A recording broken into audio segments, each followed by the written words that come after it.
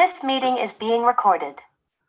Welcome, everybody, sleuths, suspects, and witnesses. Here we are for, what is this? Oh my gosh, this is day 10 already of our just incredible virtual book festival. We are having so much fun. We're going to keep, in the future, we're going to keep doing these interactive, fun, silly things because I think we're all having a really good time. The nightly schedule, as you know, I try to be respectful of everybody's time, and we're sticking to that hour or so time frame. I'm really trying to keep to that. And again, a reminder, February 14th, we're all taking the day off. I'm going to inhale and exhale a little bit, and then we'll have some chocolate, and we'll come back and we'll do part 2 of the insanity. Tonight, we have 2 new authors going to read for us. Mandy Jo is going to be reading from her book, A Stormy Travel Through Time, and Jennifer Rains is going to be reading from her book, Taylor's Law. This is going to be super fun. These are 2 very diverse stories, but we're going to have a really, really good time with them. I love the variety of stories you guys are bringing to the table to share with us. I think this is super, super fun. So, Mandy Jo, you get to go first. When you are ready, please take the microphone and read aloud. I'm actually going to start towards the end of one chapter and the beginning of another. Cool. Ready for the timer? We're going to go. That was fun. And I am glad that they didn't ask any questions about us. Now where to? Gustav asks. Yes, it was. I don't know. I guess we can walk along the railing. No one has questioned us being here so far. The men stood along the railing and watching out over the water. I wonder where we are. I've never heard of the Edmund Fitzgerald. The wind is starting to pick back up, and the waves and rolling up on the side of the ship. Heinrich looks to the sky and watches as the clouds are getting bigger, darker, and closer to them. Here we go again. Something is about to happen. Check out those clouds, he says to Gustav. Yep, that's what it looked like last time. At least we know what's going to happen. The only question is, where will we end up next? Back on the Greenland? In America? Holding onto the railing, they brace themselves for the impact. The waves are cresting to heights greater than the ship, tossing it up and down. It starts to rain with lightning streaking across the clouds. Once again, there's a bright light with a crash of thunder, and then darkness and silence. They look around and then at each other. Where are we? Asks Gustav. I have no idea. This does not look like a ship. I would say not, but at least we are on dry ground and the storm is over. Flying overhead is an airplane. The body of it is white with a red and blue tail. Gustav points up to it and looks at Heinrich. What's that? I heard that Wilbur and Orville Wright had been working on a flying machine. I don't remember it looking like that, though. They stood up and walk on the boardwalk up to the lighthouse. The sun is shining through the white, fluffy clouds. Under their feet, the water laps on the rocks, scanning every direction as they walk, looking to see if there is anyone around. Arriving at the lighthouse entrance, they knock, wait a few seconds, and try again. Looks like no one is here. We will have to continue on. Let's follow that path and see where it goes, Heinrich says. Continuing on down the snowy path, they see no one. This is beyond strange. How are we the only ones around? Gustav asks. I don't know, but we will just keep walking until we find someone. I'm sure it will happen eventually. Walking along, they see many prints and some strange tracks. I wonder what made those. They look bumpy and go for a long way, Heinrich says. Yeah, I've never seen those before. Continuing along the path, they arrive at a plowed road. Along it is cleared. There are no vehicles, nor people in view in either direction. There's a light snow in the air, and it melts instantly on the asphalt. Which way do you want to go? Gustav asks. How about we head to the right? It should put us back along the water. They get to the hairpin turn in the road, and still no signs of life. A rabbit hops out from the bush next to them. Hey, a rabbit, Gustav says quietly. Why are you whispering? We are the only ones here. It's true, but I don't want to scare the rabbit. At least it's some form of life. Yeah, this is strange not to see any people. I wonder where we are. All we know so far is that we were on a boardwalk by a lighthouse, and now we're on a road by the water. This looks like the ocean. You can't see any land around it. Walking along the road by the water, they come up to a sign that says, Lake Michigan Circle Tour. Oh, it looks like we made it to America, and even Michigan. Do you know how close Lake Michigan is to Saginaw, Gustav asks. I don't think it's real close because they never mentioned it. So we'll have to keep going to see where in Michigan we are. Agreed. I hope Saginaw is not too far away. Plus, we need to figure out what year it is. As the time travelers continue to follow the road, it leads them away from the water. They see a two-story white house in the distance. Picking up their pace, they make their way to its front door. Okay, let's go up to the door and see if anyone is home, Heinrich says. Gustav nods in agreement. The pair walk up the shoveled driveway and sidewalk. They step onto the front porch, which has been cleared of the snow too. Heinrich knocks on the door. They wait there patiently. No one answers. Really? No one home? This is just crazy, Gustav comments. Well, let's continue on and see where the next house is and if anyone is home. It is quiet with the exception of the waves crashing on the shore behind them. They arrive at a long, winding driveway that goes into the trees. Should we venture back? Heinrich questions. Yeah, why not? It certainly can't hurt. Let's go. The pair walk down the snowy driveway, making sure to stay in the tracks. The trees clear, and they see a couple of red Chevrolet pickup trucks sitting out front and all covered in snow. Walking up the stairs, they knock on the dark wood doors. They wait a few minutes, turn around to walk away when there's a voice that says, "How can we help you?" Looking all around, they see no one but each other. The voice says again, "How can we help you?" And that's where I'm going to end. Yay! Thank you very, very much.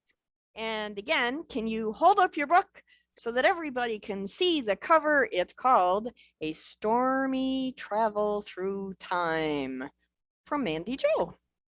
Thank you so much for your reading. Okay, next we are going to have Jennifer Rains read from her book, Taylor's Law. Do you have a copy you can hold up for us? There we go, Taylor's Law. Gosh, it doesn't look clear. Wow, that's the wacky background. When you are ready, please take the microphone and read aloud. Okay, chapter 1. Taylor Law. Ella Anderson exited the train station, her gaze captured by the imposing glass and chrome high-rise squatting diagonally opposite. She pressed a hand to her nervous stomach. The few mouthfuls of dry toast she'd forced herself to swallow at breakfast refused to settle. The stylish sign mounted on the front of the building on the other side of the concourse left no room for doubt. Taylor Law. A prestigious location and a blatant statement of wealth and power. Ridiculous to think a building could gleam malevolently, but in the weak rays cast by an autumnal sun, it looked as menacing as it had 8 years ago. Ella had first-hand experience of the company's ruthlessness. Taylor Law had represented the crook who'd legally swindled prime farmland from her father. Her sworn statement about the verbal agreement and handshake between the two men had counted for nothing. The icy dread that had seeped into her bones when she'd learned of this appointment returned. She shivered. Wealth bought power. To hell with justice. Releasing the hand of her curly-haired niece, Ella scooped the toddler high in her arms and smiled at Tessa's delight. That's my girl. She blew noisy kisses on the bridge of Tessa's nose before settling the giggling child on her hip. With a conscious straightening of her spine, she navigated her way through the throngs of Monday morning visitors, tourists crisscrossing the foreshore concourse. 9:15 was too early for workers to have emerged from their offices for a coffee break. Perfect timing for carefree travellers to head to the ferry wharves for the tourist destinations on Sydney Harbour, Taronga Park Zoo, Manly Beach, or Watson's Bay. Their easygoing laughter was a sharp contrast to her edgy apprehension. Within minutes, she'd walked out of the brisk wind through automatic entrance doors to the lobby. Quieter here, away from the noise of the street, but the marble tiles were equally formidable, symbolising clarity and control when she had neither. She'd come to this meeting in place of her sister Chrissy, who could no longer attend anything. Ella swallowed the lump of tears in her throat. A command, she'd hardly call it an invitation, from Jacob Taylor, who wasn't just any lawyer, he carried the building's name. The letter had been in the innocent-looking pile of mail she'd collected from her neighbour when she'd returned from the family farm to the apartment last night. As Chrissy's executor, she'd opened the letter addressed to her sister, the weight of the stiff cream parchment ominous even before she read the missive. The company name in bold print and the typed blunt sentence stating the time and place for the meeting had confused her. The next paragraph mentioned Drew Browning, paternity, and custody in carefully crafted sentences, an implied threat that had left her struggling to breathe. Custody. Entering the elevator, she let Tessa press the button for the 10th floor. She slid the child to the floor and took her hand. Smooth, silent, fast, the glass cube rose through the centre of the building. A disembodied elevator voice announced each floor. 3, then 7, then 9, cutting her connection to her own world with breathtaking speed. The doors opened into a foyer 3 times the size of her office in the community justice centre she managed, and it was more opulent than a 5-star hotel. The ripe fragrance of oriental lilies was another assault on her senses. "Can I help you?" inquired the elegant blonde perched behind an oversized reception counter. The crimson and white lilies spilled from a vase on her right, plucked of their stamen, presumably to prevent the sticky orange anthers from staining the countertop and marring the perfect image being created. The company name was emblazoned on the reception wall in letters half Ella's height. "Miss Anderson to see Mr. Taylor." She'd only explained Chrissy's absence once. She didn't have the strength for more. Every bone and muscle in her body ached at the injustice of Chrissy's early death. Saying my sister is dead offended her sense of right and wrong, the words becoming harder, not easier, with each retelling. Please take a seat, Miss Anderson. The woman gestured towards the oxblood Chesterfield positioned against the opposite wall. The colour seemed fitting for this antechamber to hell. I'll let Mr. Taylor know you've arrived. The firm instructions reinforced all of Ella's impressions. Power. The word reverberated through her head. Drew Browning, a man whose name didn't appear on Tessa's birth certificate and whom Chrissy had never named, had hired Taylor Law to represent him. Potential father? He was a stranger to Tessa, to Ella and her family. Choosing Taylor Law to represent him was a brutal demonstration he had the money and power to buy the result he wanted. Panic rose like bile in her throat. She dropped onto the couch, settling Tessa beside her. Oodles? Tessa reached out a hand, her grey gaze full of trust. Ella knew zilch about genetics, but no one in her immediate family had grey eyes. She pulled a soft bear with a chewed ear from her bag. Here's Toodles. And wished for her own brown bear to stand sentinel at her shoulder during this meeting. Tessa began a private and unintelligible conversation with the raggedy toy, while Ella leaned back against the expensive leather, a false comfort. This time yesterday, her path had been clear, raising Tessa as if she were her own child because she loved her. She'd promised Chrissy to give her niece the best upbringing she could. Ella had never questioned the rightness of it. Tessa was the child of her heart, her nurturing love built on a million small memories, bathing Tessa when she was a baby, sharing mealtimes, comforting her when she was teething, and waiting to give her a hug when she let go of the security of the coffee table to take her first steps. When Chrissy's health stopped her from doing simple tasks, Ella had accepted she'd be a single parent. You can go in now, Miss Anderson. Ready or not, here I come. The words from a children's game echoed in her mind. She had no idea what had precipitated this meeting, but her need to know outweighed the anxiety pounding at her temples. I'll stop there. Thank you so much. Well done. Well done. Give her another 8 minutes. Thank you. It's an awesome book. If you want to hear more, she did come on and read for the podcast twice. And So- I've got the second book released on the 2nd of Feb, 7th of Feb. So exciting. Okay. Wow. Okay. Time to shift gears now into the insanity that is the case of the missing manuscript. We've been doing this for 10 days now.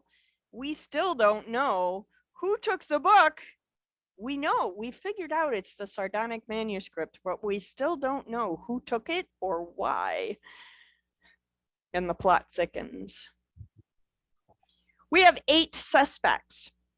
Chloe Holiday is a mysterious character. Melinda Falgo is a researcher. Ruby Fink, a psychic. Andrew Allen Smith, an historical author.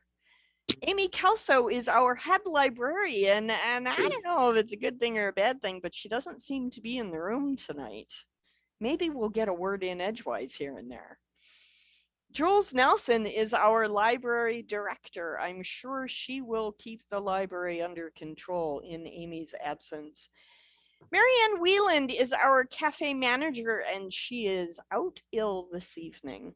Deborah Reed is our intrepid reporter, here to catch the scoop and maybe, who knows, walk away with a Pulitzer. That's what she's hoping for anyway.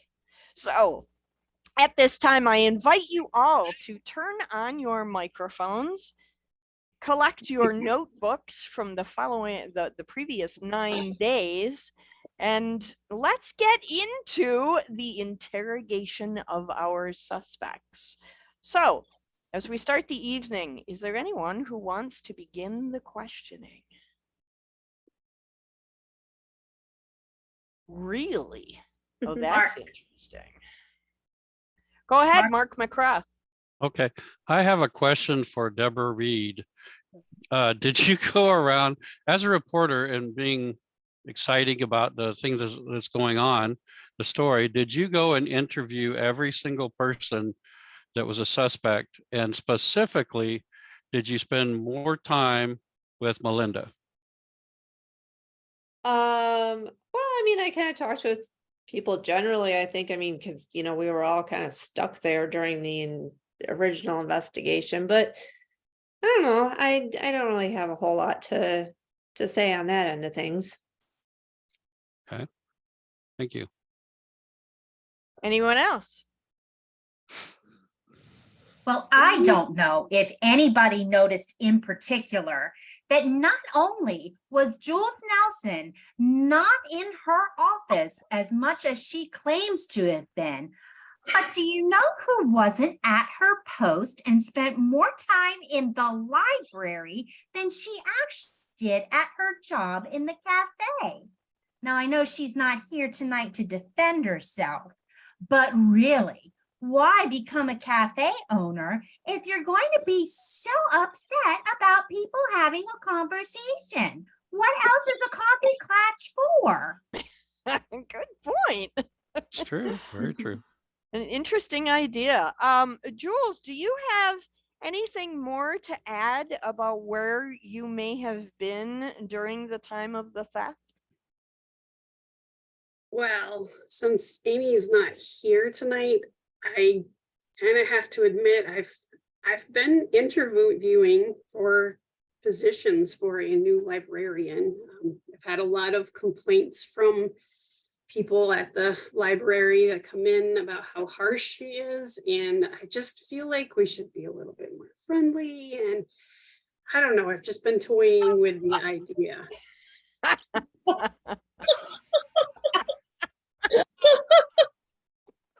Oh, Okay. All right. So we'll have to that'll be an interesting conversation when Amy But comes so back into the tell room. Amy, because I don't need it to be tense until I figure it out. Yeah, well, I can understand that. Anyone else? Well, I'm Okay, particularly so hold on just 1 second. Mackenzie says, are the complaints coming from people who give generous donations? At times. At times, but I also have heard it from other people who feel like they just are working on the computers, and she gets very crabby just about how people are when they are in She there. is passionate about her job. That's clear. I think that the first 4 words you said are the only words we need to pay attention to. She gets very crabby. Well, there is no reason or rhyme behind it. She just finds a way to be crabby. I mean, she's crabbier than a Boston crab shack. I mean, it's absolutely horrible. Jennifer Rains, you had your hand up. Go ahead. Yeah, my question's for Deborah, because I think she did the research. What types of books have been stolen from those other libraries? I do know that there was what was it called? A Gutenberg Bible that was stolen. I'm sorry, Gary, you laughing at me? I did not say anything funny there. This is a tragedy, and you're laughing. I don't know. I'm kind of with Gary on this. You're an intrepid Gutenberg Bible? reporter. You're an intrepid reporter looking for a Pulitzer, and you forgot the word Gutenberg? Well, you know, I'm not perfect. Same. I'm just So saying. were any of them genealogy, ancient genealogy manuscripts? Because we've got this debate about genealogy and ancient manuscripts. Well, you know, I don't know if a lot of them are genealogy. No, I just know that there were several that were stolen. The Gutenberg Bible was the one that I really followed up on because it was worth like 2.4 million. So I mean, that was like a really big thing. Followed But up on yeah, it so well, you forgot the name. Yeah. She's nothing if not studious, right? um, Ruby, did you spend any time chatting with Deborah? Mark wants to know. I have to quickly check my notes.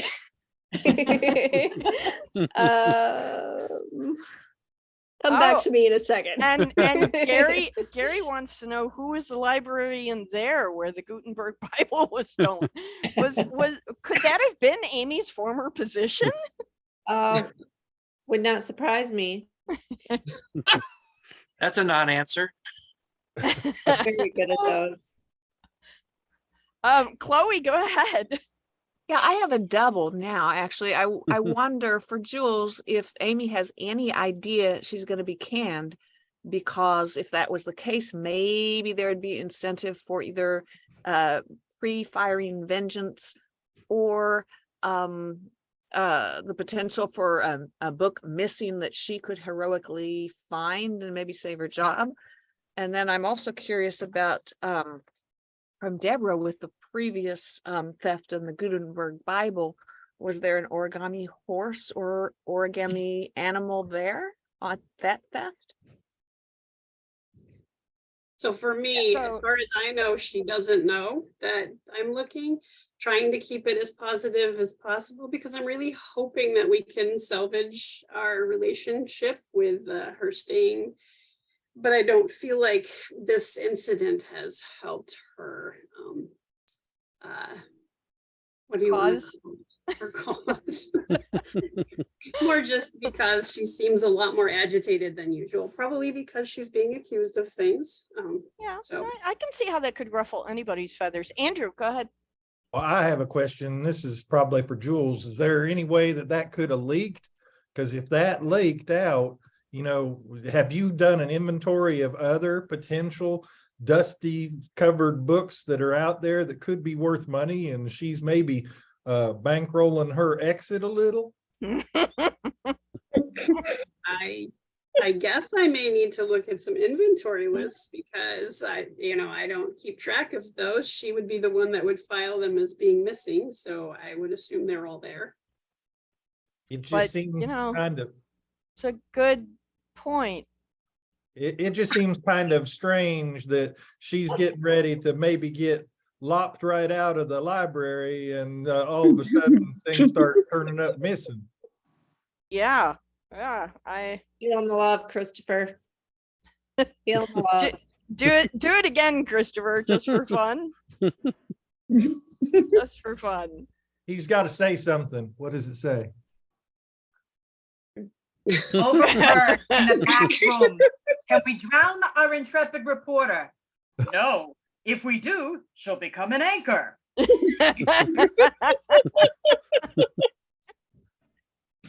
That's funny. I love playing with authors. Well, That's so funny. You guys are so much fun.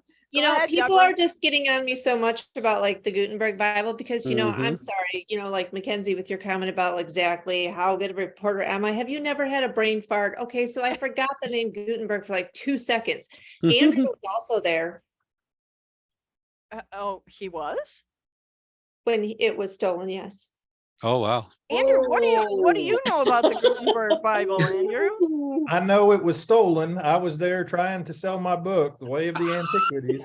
And as I did, I got out there and I was working with people, and lo and behold, it was gone again. So I don't know about that.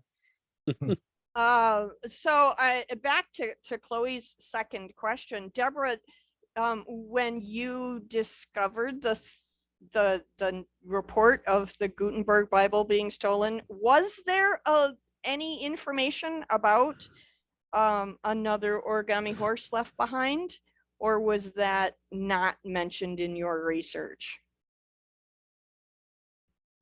I did not mention anything about an origami horse in my research. on that, no. Okay. Was there Christopher. an origami animal there? Do you know, Deborah? Was there an origami horse at when the Gutenberg was Animal, stolen? he said, animal. Animal? He broadened it. I'm leaving it open. Was an origami animal, Christopher. Yes. Thank you.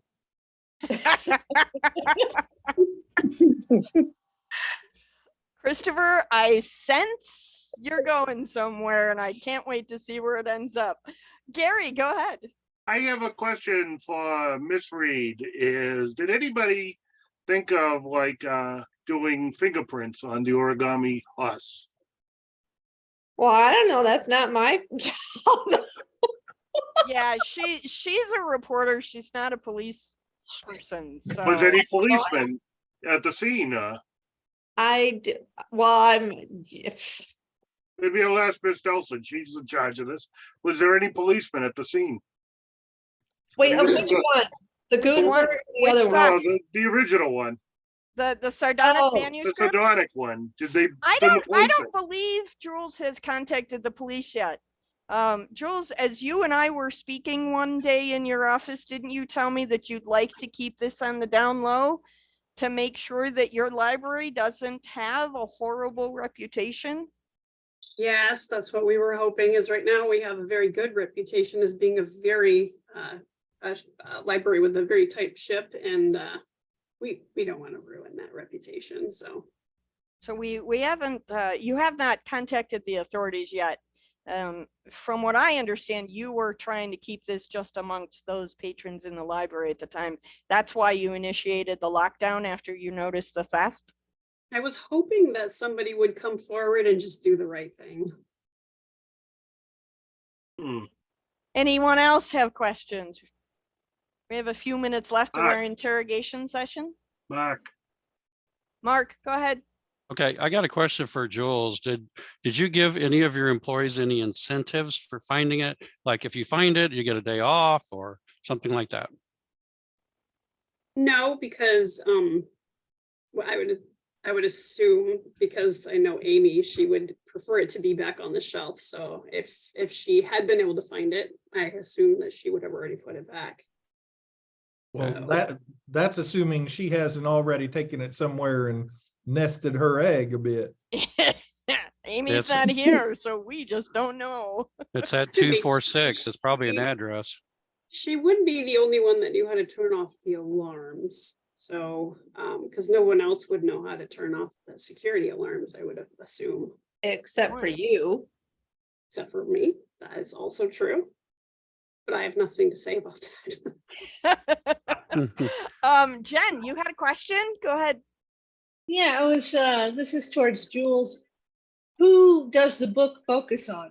What genealogy? Genealogy is a huge subject. So which families does that focus in on? I'm going to be completely honest. The only reason I know it's a genealogy is because it's in the genealogy section. So I'm assuming that Amy looked it up. So that would be a question for Amy, like what story or which family. But I think Melinda had hinted that it might be her like birth family history. What we know from the announcement of the theft is that it does record the family history of the country of Sardonia and many of the different family trees that exist in that country. That's what we learned on day one. Melinda, did you have something? Well, two things actually. One, I need to reply to Deborah Harris, who accused me of just simply removing the book from the library instead of just reshelving it. And as Ms. Kelso has been so adamant at pointing out, you will get caught if that happens because of the little tags that set the alarm off. And that makes me very curious if Ms. Nelson says that Ms. Kelso knows how to turn those alarms off. How would somebody be able to sneak out then? And Gary did just point out that there's a possibility Amy could be starting her own library with 2 brand new books.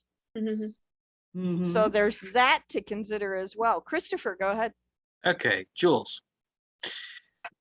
The library was searched, correct? Yes. Okay. Trying to figure out how the library book got out. Clearly, it didn't go through the front door because it would set off from the tag. Yeah. The cameras would have caught somebody going out the back door because there's cameras there. But what if the book had been put into a garbage bin? Somebody goes, changes the garbage, an employee who would be guilty or possibly in league with someone takes it out the back door. It's caught on camera. Looks like they're just taking out the garbage. They take it out to the back bin to be picked up later. Was the garbage searched? I have nothing to say about that. I don't know. Okay, and that's our time for this evening, everybody. If you did not get a chance to ask your question tonight, please come on back tomorrow. We're going to do this all over again, and perhaps Amy will be back so that we can put her in the hot seat. I have no knowledge where she is today, so I cannot vouch for her whereabouts. She's trying to find a place to sell that book. She must know of a literary fence, right? You would Yep, think, that may be. as knowledgeable as she is in the literary world, she But would probably know that. But if she's looking for a literary fence, she has to be careful how she's going to pick it. Pick it. Oh, good, you got Christopher. Yay. Okay. I didn't know who was going to come up with it first, Andrew or Christopher. All right, so the question remains, everybody, who did it? Who stole the sardonic manuscript? Remember, again, if you happen to be listening to any of the replays or watching any of the replays and you hear the phrase, I have nothing to say about that, that means that either the suspect doesn't have any knowledge to answer your question or that your question does not pertain to the mystery at hand. Keep that in mind when you watch the replays for additional intense scrutiny on our website. So we'll be slinging accusations on the 27th of February. They have to be in by the 28th at noon. And then we will have the big reveal on the 28th. So we are also in the middle of a scavenger hunt. Go to our website, go to the scavenger hunt page, open the door that corresponds with the date of the month, and you'll get some riddles. The riddles, there's 2, sometimes 3 every day, and the answers to those riddles will be found in the titles of the books that are read each night. So that's where your clues live. Thank you again to Riddle Master Jacob Bullen for helping me with that awesome project, because I could not have done it by myself. I am just not that smart. Author fingerprint contest, ladies and gentlemen. Wow. Andrew Smith is once again in the lead with 91 fingerprints.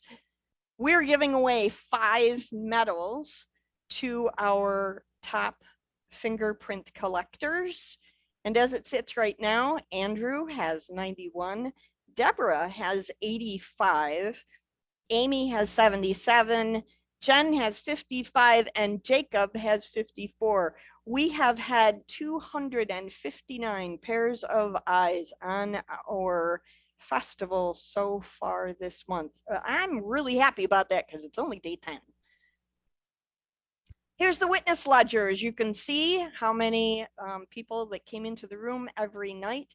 Our most successful night so far has been the 6th of February with 33. Authors, please invite your friends, family, bribe your coworkers, have everybody come in. We are giving away free books every night, so that should be reason enough for them to come and join in the silliness. But if they don't, we'll just give each other a bunch of books. It'll be fun. Next up, the nightly loot. This is the part everybody loves because we have the spinning wheel of happiness where we give away 1 signed copy of each book that has been read this evening. If your name comes up on the spinning wheel of happiness, please send me an email to Diana at pagespromotions.com and authors will send out the books by March 5th. Again, my address is diana@pagespromotions.com. Please send me your mailing address within 24 hours so that we can get those books shipped out to you. Tonight, our lightning round is going to be a fun question, but first, I have a request. The request has been made by several people who have been attending the festival so far, and that is, we want to know your website addresses, authors. So here is the request and your challenge for this evening. All of the authors go into the Facebook page and post your website address to the Facebook page so everybody can find you and discover your books and learn more about the other books that you have written that you may not be reading this month. I'm going to go in and I'm going to put a post when we're done here so that everybody can list their websites underneath that post in the comment section. So they'll be all condensed into one easy to find spot. Excellent.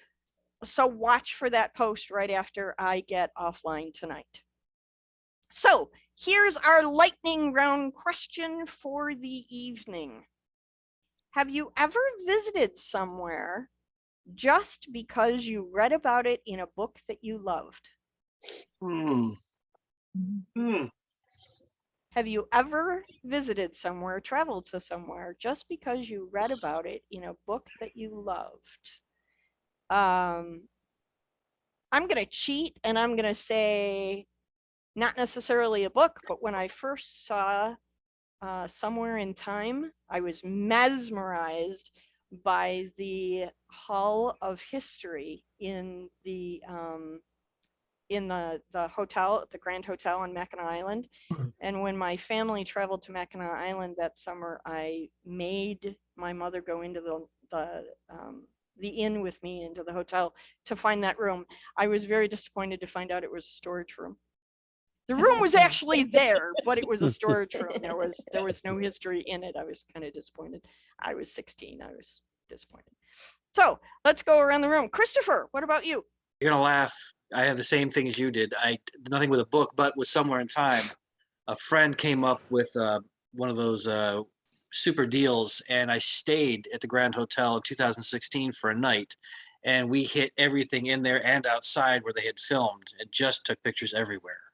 Yeah, the lighthouse is my favorite. Okay, Mandy Jo, what about you? No, I have not. I've done the opposite. I've gone to places just to put them in my book. That counts. That counts. I've done the reverse. Deborah, what about you? Read? Me? Yeah, I'm sorry, Deborah Reed. I forget there's several of you. I know, yeah.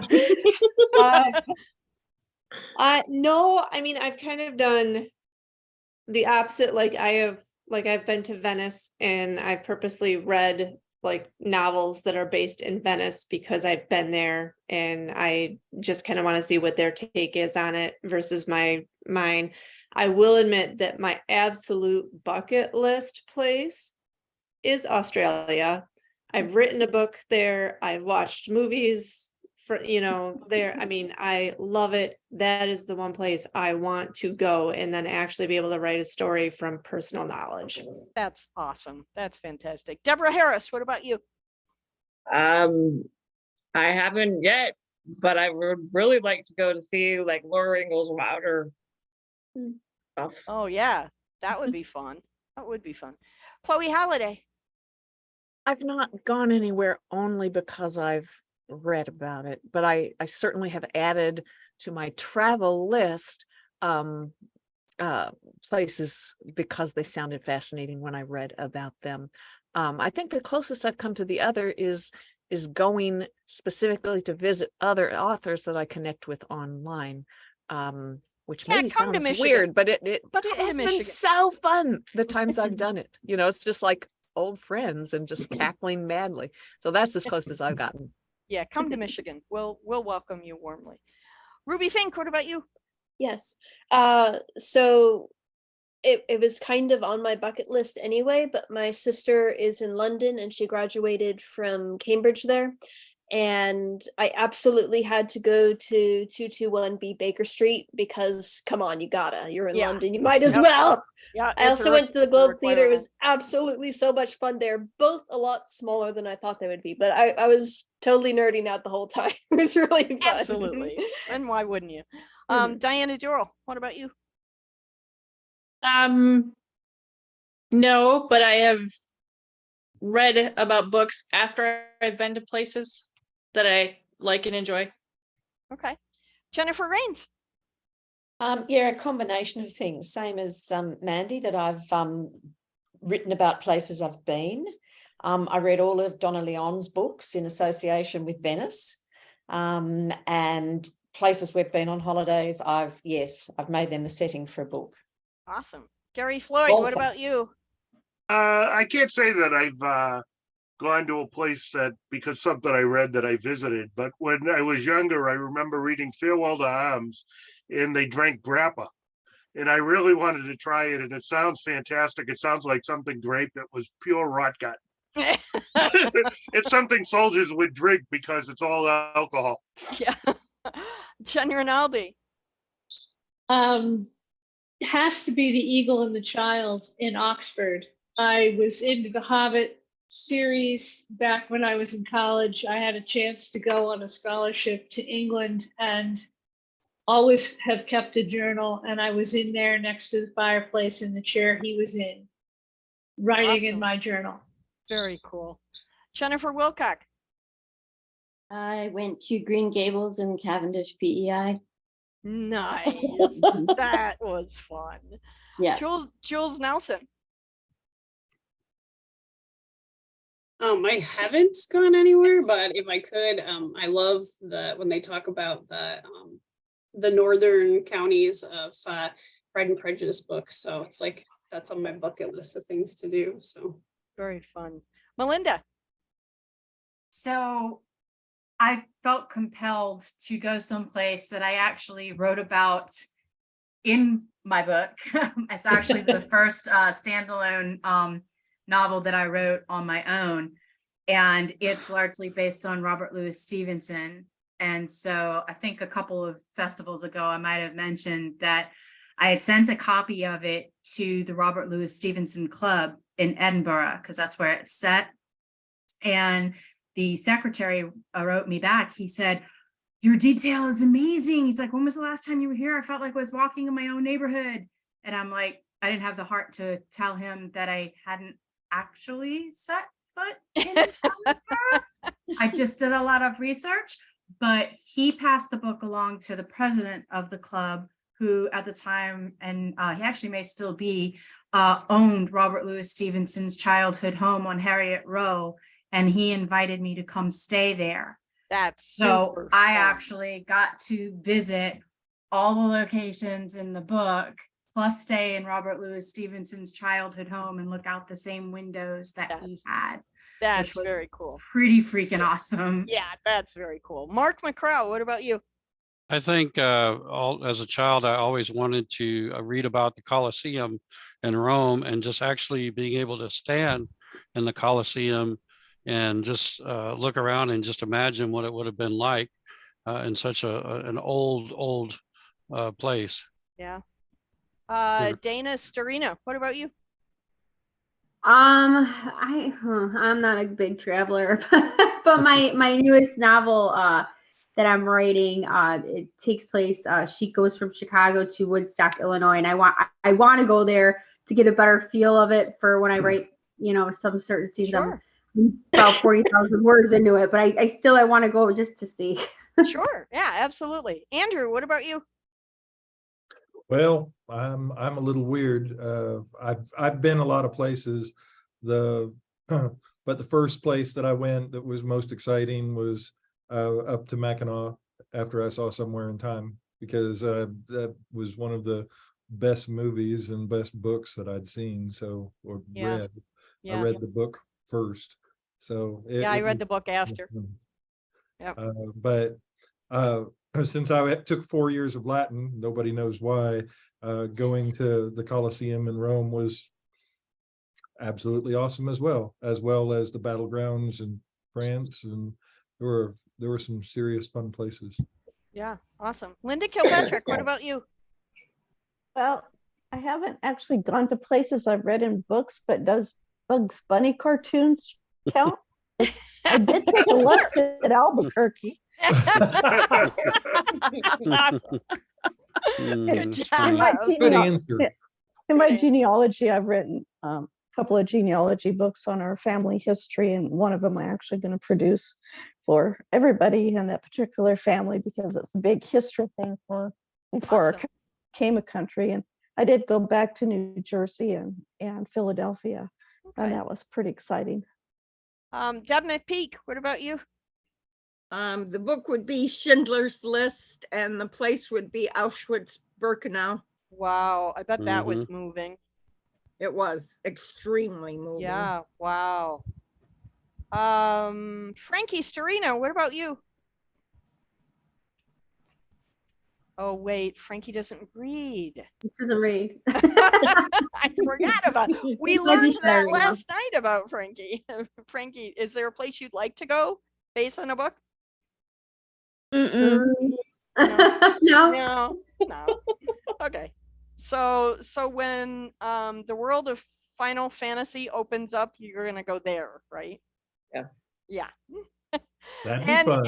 And Mackenzie, if you don't want to turn on your mic, let us know in the chat. And while she's doing that, just in case anybody in Michigan is interested, if you go to the Dearborn Inn in Dearborn, Michigan, you can, for the night, the Dearborn Inn is right in the backyard of the Greenfield Village and the Henry Ford Museum.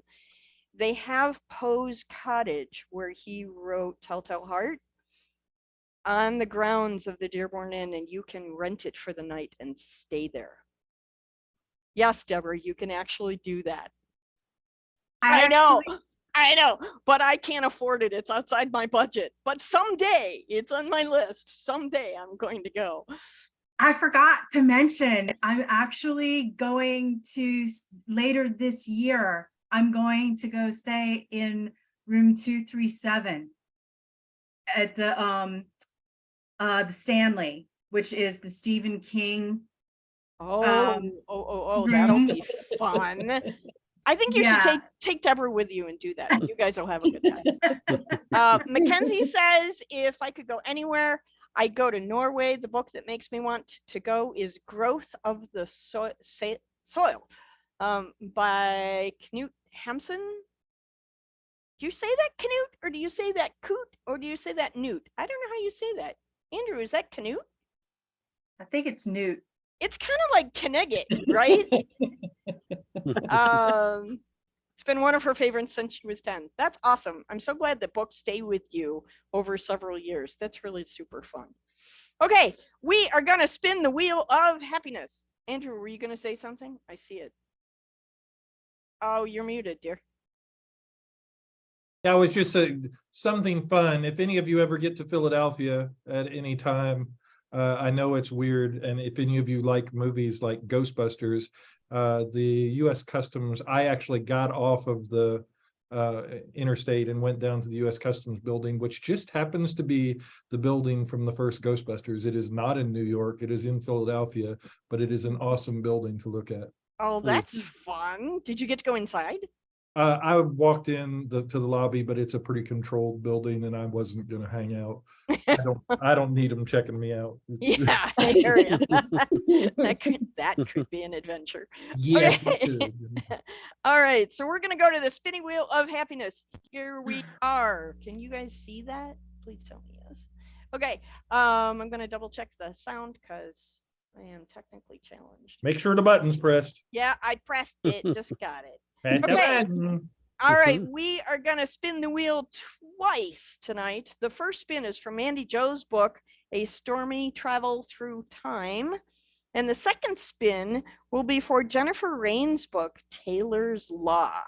Okay, here we go, guys. First spin for Mandy Jo's book.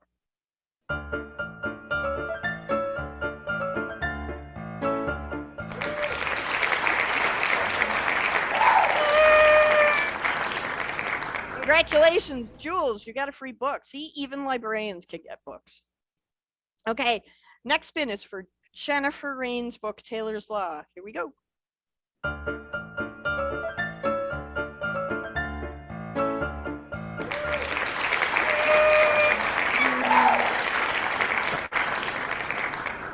Okay, awesome, awesome, awesome. I'm gonna do this one more time just for giggles because somebody told me I should. Amy actually told me I should. Boy, she's bossy. Okay, the nightly loot. If your name came up on the wheel, make sure that you send me an email to diana@pagespromotions.com within 24 hours so that we can get your book shipped out by March 5th. All righty, we have had another fun evening. Thank you everybody for coming out. We had a really, really good time. We are coming close, 4 more days until our break in the middle of the month. We have more clues to share, more book readings to enjoy, and don't forget about the scavenger hunt. Before we sign off, is there anything from anybody that I missed or you guys would like to say before you sign off? Mackenzie says it's pronounced Canute. Well, there you go. See, the word night, K-N-I-G-H-T, I've always pronounced Knigget. So Nigget. I'm never going to be able to unhear that now every time I see the word. But I always Well, remember how to Monty spell Python. it. Is that it? It's Knigget, Monty Python? Monty Python, the Frenchman, go away, you silly Okay, then that's where My I heard it favorite. from. That's where I heard it from because I remember starting to say that word at about 12 or 13. So, all right. Anybody else? Anybody have anything else before we go? Happy Friday.